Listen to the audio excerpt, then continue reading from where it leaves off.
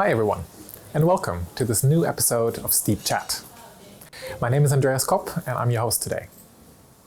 I'm welcoming you here today at our new STEaPP office, at the centre of London and the heart of Bloomsbury. These are the premises from where we will bring you the newest and cutting-edge research in the realm of science, technology, engineering, and public policy.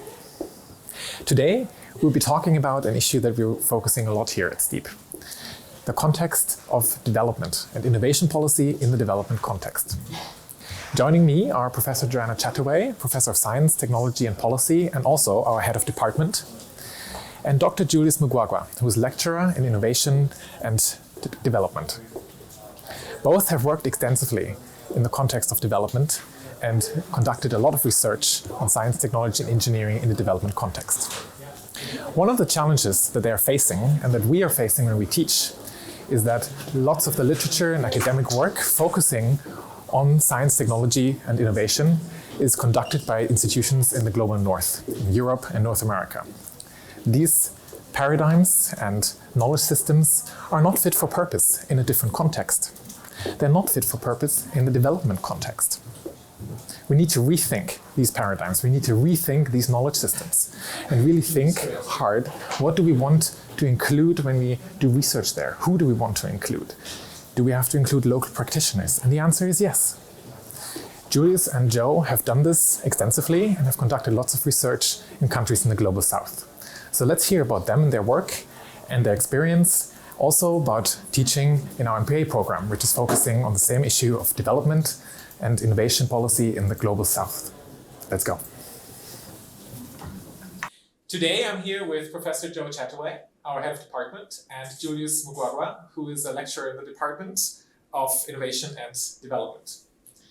We're here today to talk about innovation policy and development. This is an area of research that is fairly dominant here in the department. We also have an MPA route on this subject, and for a long time we've been wanting to discuss this in the format of a STEaPP Chat. But before we really dive into the subject matter, let me ask you, both of you, what are we actually talking about when we say development, when we speak about development?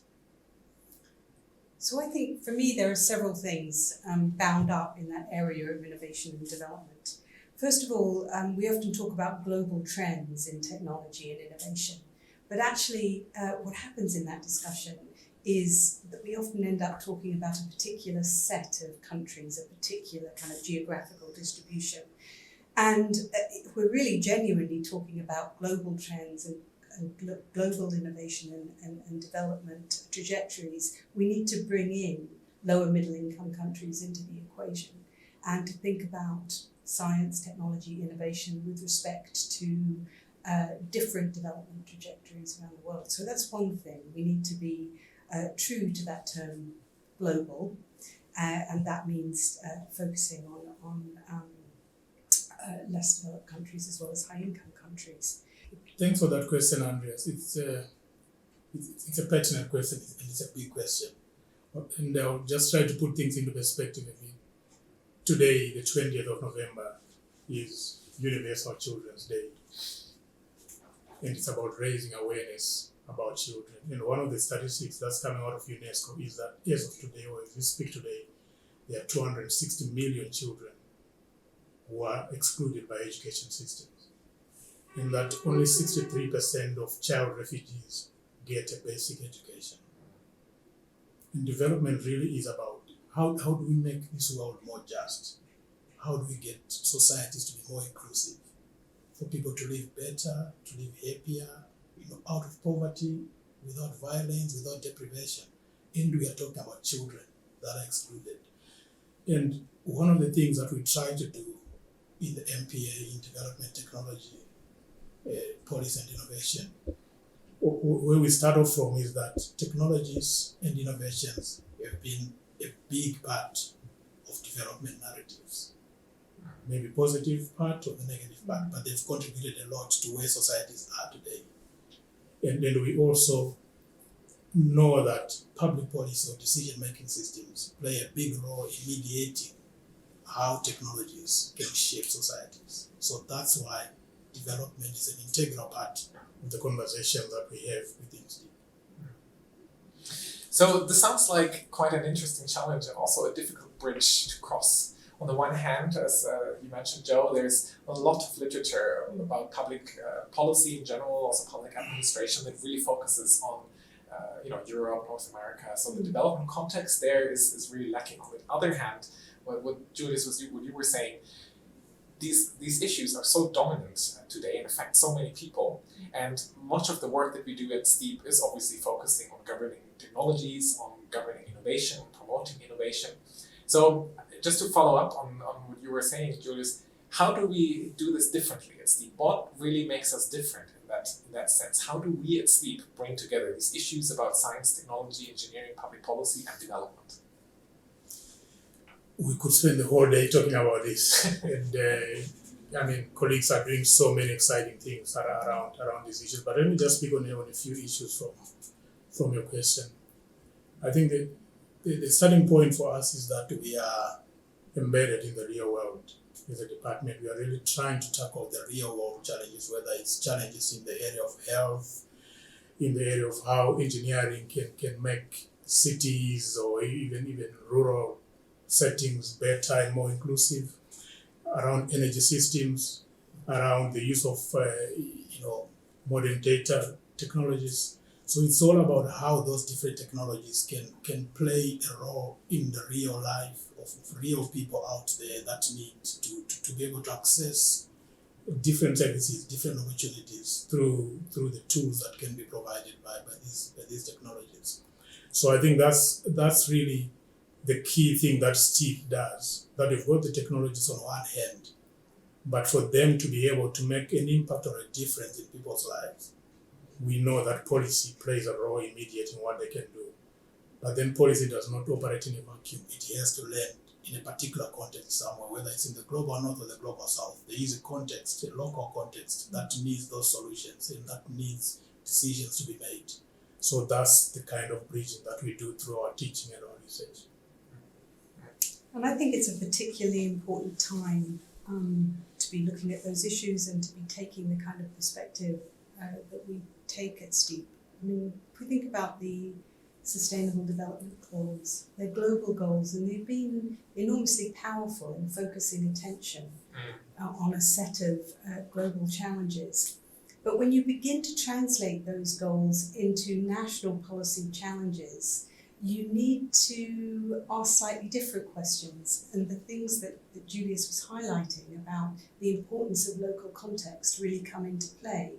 So what we're trying to do with our teaching and our research at STEaPP is to combine that understanding of the big global challenges, the big global trends and policy directions with achieving concrete results in specific contexts. And that's a very distinctive thing, I think, about a lot of the research that we do at STEaPP and the way that we think about teaching. That seems to be something that much of the research, or if not all of the research at STEaPP has in common. We're really trying to use these abstract and theoretical academic contexts or concepts and really try to break them down and look at what is happening on the ground. So particularly in the context of development, I imagine that to be really challenging. Julius, I know that you were involved in a project that is looking at local healthcare systems or local versus global health. How do you manage this challenge in your particular project? Very interesting. Starting from the philosophical standpoint, where it's about these concepts and how we try and use them to make sense of what's happening in different contexts. I think that's one of the strengths that we have as a department, that as much as we are embedded in the practice, we are trying to understand what's happening locally, but we engage with these different concepts, whether it's innovation systems thinking or it's decision making, but we engage with them because they shape the way we understand the world. So we engage with those concepts and then we take them to different contexts and say, okay, this is what innovation systems thinking is all about. But how does it play out in a health delivery system in sub-Saharan Africa? And that's one of the projects I did, trying to understand or to develop a concept I was calling innovative spending in health. To say, yes, as much as we can be preoccupied with how do we become innovative in raising resources, but how do we also become innovative and creative in using those resources at the points where they are needed, whether it's for making medicines, whether it's for health financing, or it's for diagnostic tools, or it's for health facilities or for the health workforce. So just getting to think about these different concepts and how they can play out in a system where maybe innovation is not as formal as it is in other spaces, and where maybe innovation is not necessarily coming from outside, but it's actually embedded within, and it's being done by different actors that are located at various points within the continuum of a health system. And some of the issues that came out of my research which linked to research that's being done by other colleagues, including Joe here, but colleagues at the Open University and the University of Edinburgh, is the issue of local production of medicines. And that issue led us to begin to think about the concept of local health. Because the issue of global health, which has really rallied resources and academic thinking together for a long time, assumes that in the event of a disaster, a health disaster, or in the event of an urgent need for medicines in one part of the world, there are resources that are there somewhere which can be easily mobilized and deployed to deal with situations in a particular area. But that does not necessarily happen. Of course, it did happen in the case of Ebola, for example, where resources were mobilized from different parts of the world. But even in that story, you actually see that it was the local voices that stayed behind for a long time when people fled and then only started coming back. But it was the local voices that were there on the ground to actually make sure that information was generated, people were located where they were, and the whole system could be kept going.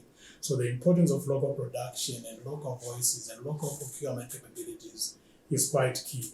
And that's why we are saying there is need for us to see the local within the global. Maybe Joe could add on that, especially the procurement angle and the capabilities that are required. So I'm working on two research projects at the moment which sort of relate to some of the themes that Julius has been talking about. The first is a project that's funded by DFID, and it's looking at knowledge systems in East Africa. The issue there is that you have quite a lot of donor investment in research and innovation in countries in East Africa, and you also have a momentum building up between governments in the region to spend more on R&D themselves and innovation themselves, and to devote policy resource to promote research and innovation in countries. But the models that are used to direct investment and to direct policy are drawing on sort of rather generalized global models in many cases. And how can we alter our thinking about promoting models which are better suited to local contexts? For example, in Rwanda and Tanzania and Kenya, with the help of local researchers, we've been able to build up a richer understanding of how knowledge is generated and used in each of those contexts, and think about how that should be shaping policy and investment in those countries. In many sub-Saharan African countries, the majority of economic activity is in the informal sector, not in the formal sector. And so models which promote investment and policy and STI can't be based on the existence of very well-developed formal sector economic institutions. They don't exist. So there's a different set of questions and a different set of kind of bodies of evidence and understanding about knowledge in those contexts which we need to be making use of. That also touches on quite a lot of issues that are very latent issues and a lot of, as you say, global thinking or global models when we talk about public policy that are not addressed if, for example, we have a bigger informal sector.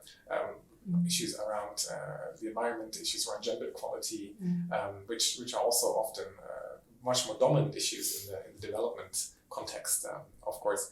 But let me ask you an additional question, because obviously a lot of work that is often happening in in departments like ours in STEaPP is often very abstract, very theoretical, and we sit here and we expand our thoughts and our research into global regions that do not receive as much attention. But many people often ask the question, how does it actually translate on the ground? Mm-hmm. How does our research that we do in STEaPP here have an impact in these countries where you, for example, look at local health practices or knowledge system generation? Mm-hmm. So what are the changes that we observe in these countries due to the research we do? Well, I think it's important to say that the research that we do is done in partnership. And that's a key element of how we aim to achieve change. So us sitting in London, claiming to be able to research knowledge systems in Rwanda or Tanzania or local health systems in South Africa would be a nonsense. So you have to do things in partnership with researchers who know their context best. Mm-hmm. And you also need, where possible, I think, to engage from the outset policymakers who are relevant to the challenges that you're trying to address. Yeah, I mean, just to echo the knowledge co-production, which you do, and I think it's even in the design of the projects as well, that when we come up with the research ideas, we've got a very rich network of practitioners and policymakers and other scholars outside the UCL that we can draw on to actually co-design and then co-develop some of these ideas. So that has actually helped to make sure that the work that we are doing has got impact. So there's real-time impact that we've seen, like in the health systems in South Africa and Zimbabwe. There are quite a number of changes that we have seen around procurement of medicines, for example, around issues on maternal health. There are quite a lot of issues there, even around health financing, because there have been a lot of debates around setting up a national health insurance scheme where it's about making sure everyone is included, that they don't fall into financial hardship when they access healthcare. So through the conversations or through the work that's happening from the project, we actually see some changes and policy momentum happening because of that. So, but the key thing is really about the knowledge co-production approach that we use. I think co-production is also a very important concept that we focus on here at STEaPP, having the research angle, of course, and the teaching angle, but then also the policy lab, the policy unit that we have in the department, and also the work that I think some colleagues are doing regarding policy in practice. Yes, so that's very closely aligned to the issues we've been talking about. That if you're not going to simply take global models and try and implement them in different contexts, what is it that you need to be thinking about in order to develop policy relevant research? And as a policymaker, what questions do you need to be asking about that research and about the kind of evidence that's necessary? So we have a colleague, Ina Steenman, who thinks a lot about policy in practice, and a lot of what she does in terms of our MPA teaching and research is to develop sets of kind of principles and guidelines that can be used to better understand what kind of evidence and information is relevant to policy making at the coalface, where you are trying to combine a knowledge of what's going on globally and what's relevant globally with what you are dealing with day to day as a policymaker, and that I think that's very innovative. The way that she thinks about that, I think, is important, and she provides kind of key inputs into our teaching about methodology, doesn't she? Yeah, she does. Yeah. I just wanted to add another point around the tension between the local and the global, or maybe to say the local and the external. That it's not a tension between the global south and the global north only, but it's really the tension about localness and anything that's coming from outside, whether it's outside within the same country or outside within the same maybe continental region. But that tension needs to be managed. From our research, that really is about how do you embed processes and systems and knowledge systems in a way that actually resonates with what the locals want. Yeah. I'm sure even here in the UK you can see some of the tensions between London, even maybe the kind of influence that it can have on the rest of the country or maybe different counties. So there's so many examples across the world which actually show that there is something that needs to be managed well between local and external.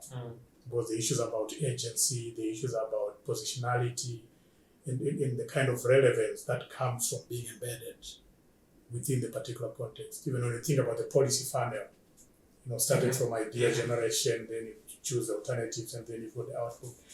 I think when locals are involved and they're consulted and they contribute, then the policy output is likely to be much more inclusive than when it doesn't have those elements.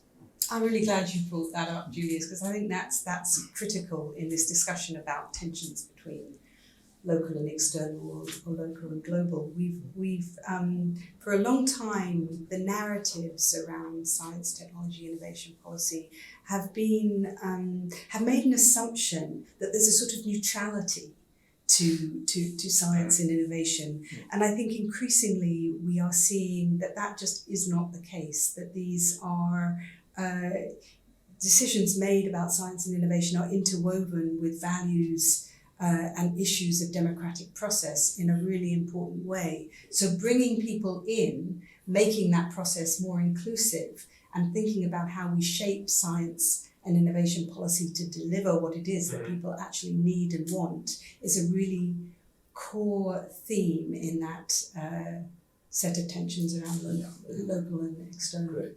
It brings us back to the question on development that you asked at the beginning.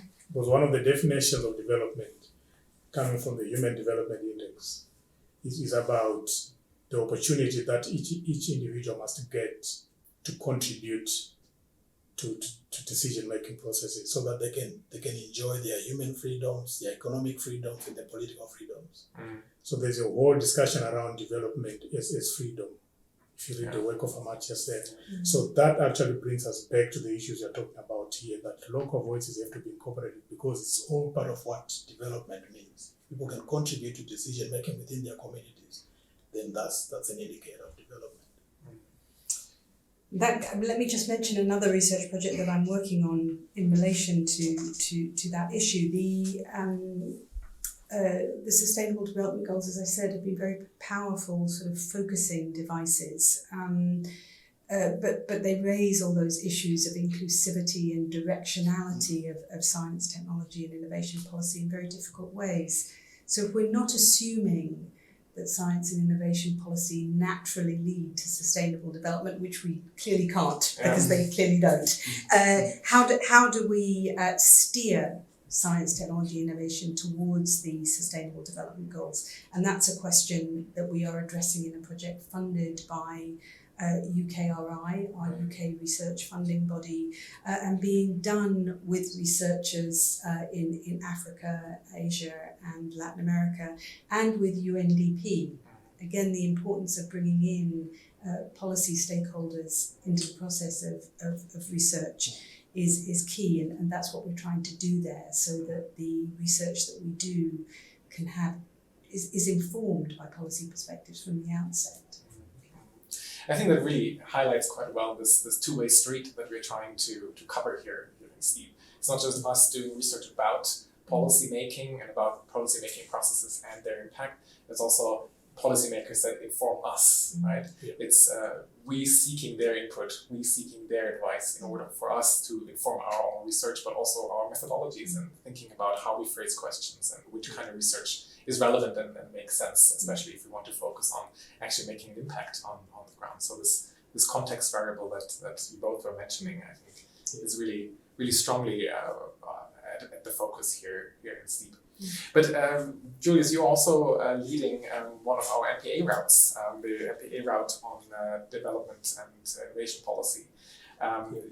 your task is then to bring that not just into practice and onto the ground in the countries where you do research, but also to teach. So how does this work that we do on development and innovation translate into our teaching? In so many ways, it translates into our teaching in so many ways. I think the research that colleagues in STEaPP do actually just gives the real world evidence around the connections between technology and policy and societal challenges. So that actually links into that. And then it also helps to just confront the reality that theory has got so many different dimensions, the geographic, the historical, and economic dimensions. And when we use all these different case studies and research projects that are done by colleagues here, but also even other people out there, we actually then demonstrate the different dimensions of a particular theory or a particular way of understanding the world, that it can take so many different shapes and forms depending on the particular context that you're looking at. And one of the things that we always say in our teaching is that context matters. Context does matter. You've got a theory that can explain how things are happening in this part of the world, but it may not necessarily be the theory that explains what's happening in another part of the world. So that's the kind of awareness or the kind of knowledge and tools that we try to deliver through this MPA. And I guess a lovely thing about our MPA is it tends to draw a very international student body. Yeah, So true. there's a lot of peer-to-peer learning and a lot of learning that we get from interacting From with students, who've had very different sets of experiences and often come into the course having done policy jobs as well as having studied before. So, yeah. That's great. And I think what comes through as well from the students, but also even from the different components of the module that we try to bring together are the connections between the different policy arenas. That if you're looking at the manufacturing of medicines, for example, if you're looking at water and sanitation, it's as much an engineering issue as it is a political issue, it's a financing issue, it's an energy issue. So you see the connections or the nexuses between all these different policy arenas. And just getting to be able to bring that real world scenario about policy arenas, how connected and how interlinked they are. It's part of the learning that students get, but we also get that from the examples they bring from their own countries and sectors.